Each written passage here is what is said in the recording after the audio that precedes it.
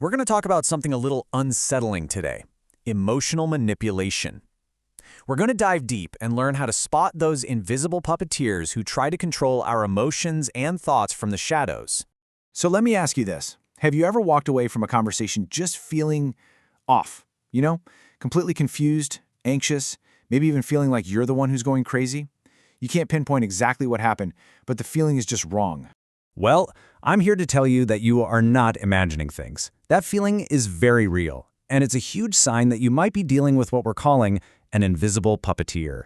In this explainer, we're going to pull back the curtain and show you exactly how to see the strings. And hey, for all our first-time viewers, welcome. What we do here is break down complex topics like this to empower you with knowledge. It's what we're all about. So first things first, let's look at the invisible strings themselves. What exactly is emotional manipulation? So, looking at the definition, notice this isn't just about trying to influence someone. It's a type of psychological attack that uses abusive, deceptive, or underhanded tactics.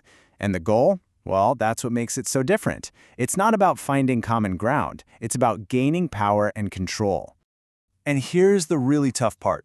As counselor Whitney McSparran points out, this kind of abuse often happens in our closest relationships. Why? Because that's where someone has insight into your vulnerabilities and knows exactly how to exploit them. It's so insidious because it happens in the very places you should feel the safest. People often get manipulation and persuasion mixed up, but honestly, they are worlds apart. Persuasion is ethical, the intent is clear, it's transparent, and it respects your ability to choose. Manipulation is its dark twin. The intent is always control, the motives are hidden, and it's designed to bypass your rational mind and completely destroy trust. So, how does this actually work in the real world? Now that we know what manipulation is, let's open up the playbook and expose the most common tactics they use. First up is a big one you've probably heard of: gaslighting.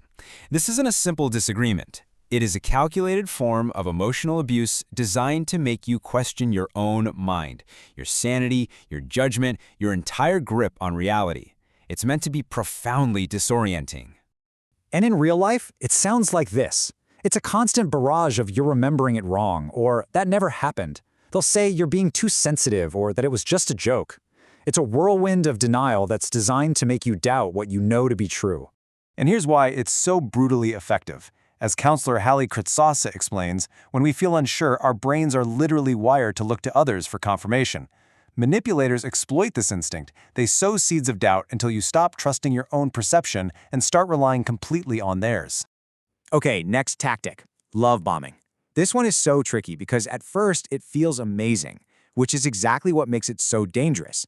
It's all about overwhelming someone with affection, attention, and praise. But it's not genuine. The real goal is to create emotional dependency, and fast. These behaviors create a false, rushed sense of intimacy. Think about it: a ton of expensive gifts right away, someone saying "I love you" within days of meeting you, or planning a whole future together before you even have a real relationship. It's a classic strategy of too much too soon.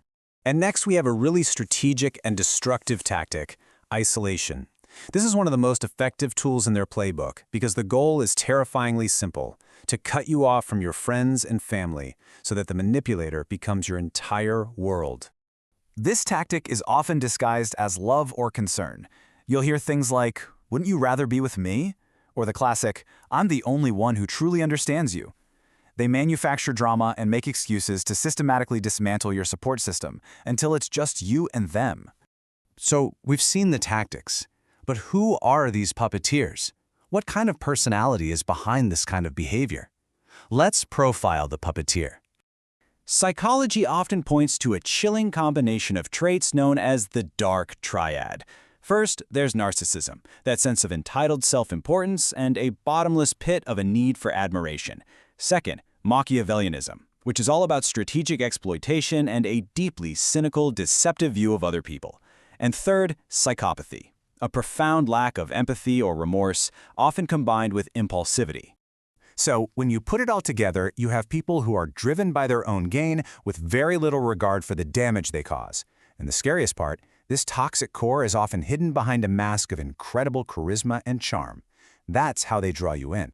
Now for the most important part. We've seen the strings and we've met the puppeteer, so how do you cut those strings? Let's get into the red flags you can actually spot. So, What are the red flags? You really need to look for patterns of control and instability. They might try to control your world by monitoring your phone or isolating you. They attack your mind by constantly criticizing you or making you doubt your own memory. They control your emotions with guilt trips or the silent treatment. Ultimately, the relationship just feels like a chaotic, exhausting cycle of intense highs and terrible lows, leaving you feeling trapped.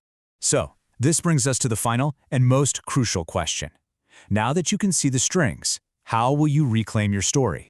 You know what, the psychology of all this is incredibly deep, and the tactics are often really subtle. I really encourage you to watch this explainer again. I promise on the second watch you'll start to catch the little signs you might have missed the first time around. And hey, if you found this valuable, subscribe for more deep dives that turn complex knowledge into your power. Because understanding really is the first step to freedom. Thank you so much for watching.